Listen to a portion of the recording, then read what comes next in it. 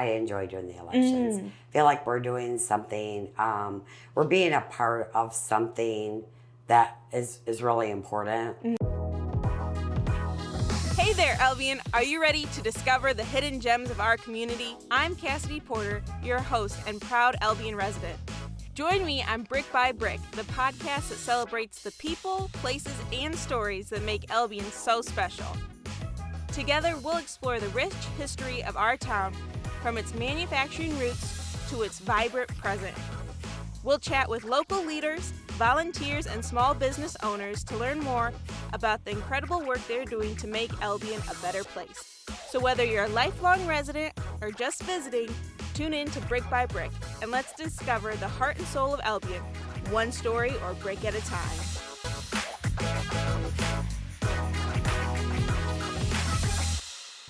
Welcome back to the Brick by Brick podcast. I'm your host, Cassidy Porter, and today I'm joined by Albion City Clerk Jill Domingo. Jill has been working in the city of Albion for over 20 years, and a large part of her role is overseeing the city's elections. Thank you for joining me today to discuss the inner workings of Albion's elections. So before we get kicked off in that conversation about voting and election details, I would love to know a little bit more about you, Jill, and what your Albion story is. So I actually started with the city in 2001. I started as the payroll utility billing clerk, Okay. which was a brand new position. In 2004, I transferred to the deputy clerk position. And then in 2008, September, right before the big election, I was appointed clerk. So Wow. So you have quite the experience then with voting and different election seasons and all of that. yes, So have you lived in Albion all your life then, or? I have not. Okay. Okay, so what brought you to Albion then? My husband. I met my husband and we got married, and so he's a lifelong resident of Albion, and he loved Albion, and so Yeah. this is just where we stayed. Yeah. So what has been some of the biggest things that you've learned or loved about Albion over your time then, since this was a new place for you? I like that everyone always talked about how Albion used to be, and there's a camaraderie with like Albion, like everyone kind of pulls together, and I like that it's going in a forward direction, and we're kind of seeing an upward, slide to it, and Yeah. That is really nice to see. That's for sure. So, talking a little bit more about your city clerk role then, I feel like a lot of people who aren't in government or in those other more political roles per se don't really understand what is a city clerk. So could you tell me what goes into your role? I know. So we're responsible for all of the vital records for the city, of maintaining those. I do council and board agendas and minutes. We do peddler's license. We do FOIA. We do voter registration. All of the election-related details. I do insurance claims. Hire all of our election inspectors. Wow. Get them set up for training and keep track of all of that. Wow. So there's a lot of different moving parts then that go into your role as a city clerk. Yes. Understandable. For new residents or potentially citizens who haven't registered to vote yet, can you walk us through the process of how to register to vote here in Albion? So, variety of ways to register. You can come into the clerk's office and we can register you in person. You can register at the Secretary of State's office. If you renew your driver's license and you have a different address or you have it registered, because of Proposal 22-2, you will automatically be registered. You can register by mail, so you can send the form in, or you can also register online at michigan.gov /vote. So what kind of information do the citizens need to bring or provide in order to register to vote? We really just need your driver's license. Okay. If you register 14 days prior to the election, then you're also required to bring something that has your address, your name and address, like a some type of a utility bill, bank statement, that type of thing. Just that extra verification. Yep. Yeah, Yep. that makes sense. Yep. So looking on Election Day a little bit more for people who are going to go vote and get involved in that way, what do they need to bring in order to vote at the polls? Just their driver's license. Okay. So they'll be able to look up your information and get you through, and you'll get your ballot and everything. Yep. Right. Yep. They'll come in, and we are actually able to scan the barcode on the back of their license. And if that doesn't work, then we can always do it by hand. Okay. And look it up. And if you're not in the precinct, if you don't know what precinct you're in, they can also look that up and tell you which precinct you should go to be able to vote. Okay. So even if a person doesn't have a driver's license then, are they still able to look you up then or find out if you're in the system to be able to vote and everything? They are. We actually have an affidavit form that they can fill out and sign stating that they don't have their driver's license with them or have a driver. We can also use state IDs. Okay. We can use, there's a variety of different identification forms. Yep. That's great, because I know use. some people don't necessarily have a driver's license, but because there's other forms of identification, you're not limited No. to being able to Absolutely. vote. That's great. So we know that voting security has kind of been a big topic within our nation, and just around those conversations of things that sometimes people get a little worried about how valid your voting is. So what measures are in place to ensure the security of election within Albion? So we're required by state law that we have to do a test on all of our ballots before they're able to be sent out to our voters to make sure that everything is correct and that regardless of how someone voted, that vote is going to count. That's the purpose of the test. We also do a public test, so residents can come in and go through the process of watching us go through the test deck and actually test them. We have post-election audits that are conducted by the county.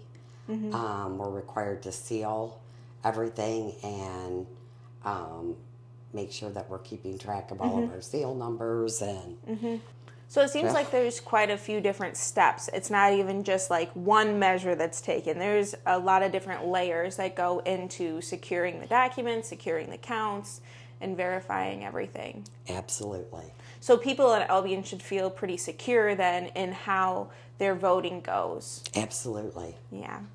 So there's also people that are at the polls that aren't necessarily, they don't work for the city of Albion or anything like that, but they are working the poll that day, or called poll workers. Can you explain what the role is for a poll worker and how they're trained and how they kind of get into that position? So all of our poll workers are trained by the county. Okay. They have to be certified every 2 years, which entails going to probably a 2.5 hour course, and going through that process to become an election inspector. We have great election inspectors. We couldn't do our day without having them. They're the ones that are there to greet the voters, to process their ballots, to just make the election happen that day. So wow. Yeah, so how early of a day does it really kick off for them then on election day? So they go to the polls, and I would say 99% of my people work the full day. Wow. So they come to my office at 6 a.m., pick up their ballots and their poll book, and go right straight to the polls. We do the setup for the election the day before. The DPW for the city is fabulous about helping us with that. So we appreciate that. And because that's a day too.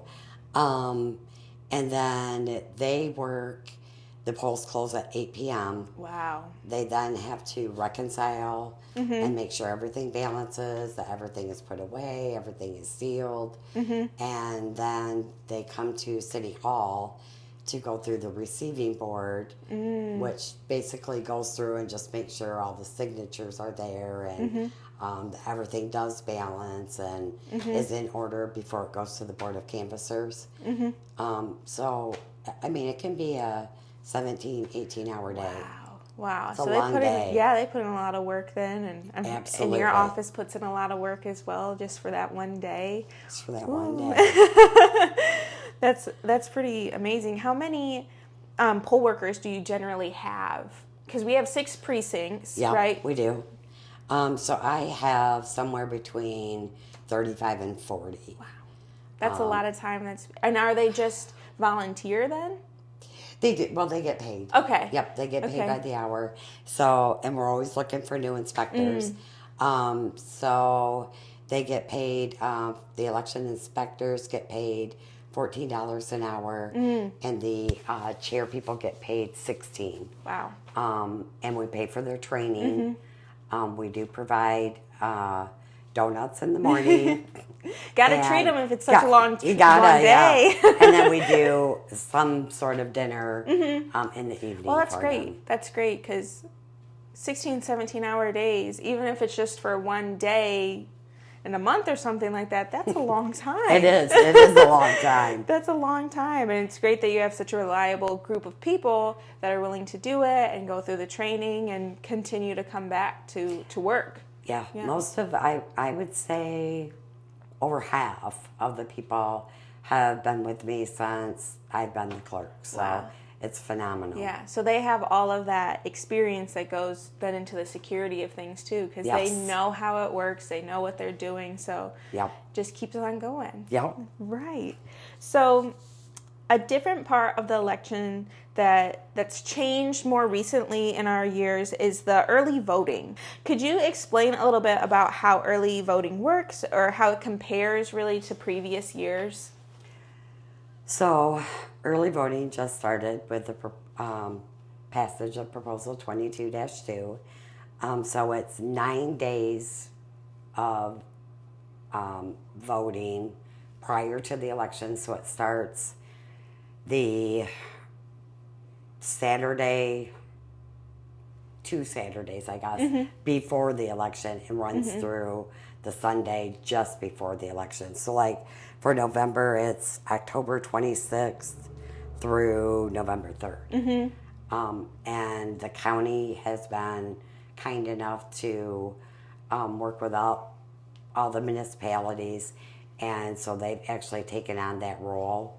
So all of the Albion residents would go over to the county building. Okay. So they're open from 9 to 5 on those scheduled dates. And you just go in, you take your driver's license, and it would just be just like as if you were going to the polls. Okay, so do you have to like pre-register to early vote then, or you can just walk in at the designated times to do it? Yep. Wow. So how does early voting then compare to an absentee ballot? So early voting, you actually would go in and actually mark your ballot, just like you would on election day.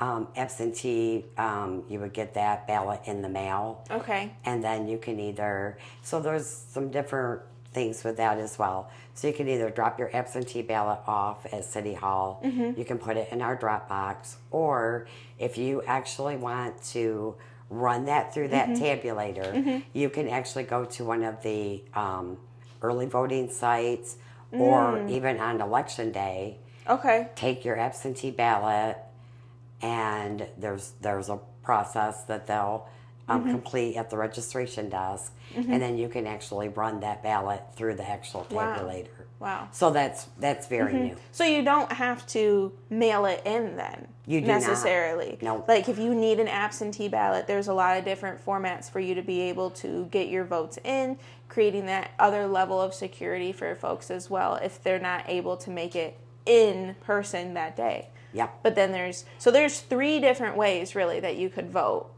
That's not even like you don't have to be there on election day. Right. Yes. That's a great opportunity for people then to be able to participate in our election season. Yes. Then. Yeah. Yes, absolutely. Yeah. So talking a little bit more about your role then and you personally, what kind of keeps you motivated to stay in as the city clerk? Because I'm sure these election seasons and everything can just be draining. Like just thinking about going through one 16-hour day is enough for me to be like, oh, I don't know. This year's been rough. 4 elections this year. Yeah, so, that's a lot. So yeah, this has been a lot. So you're sort of in that constant election mode.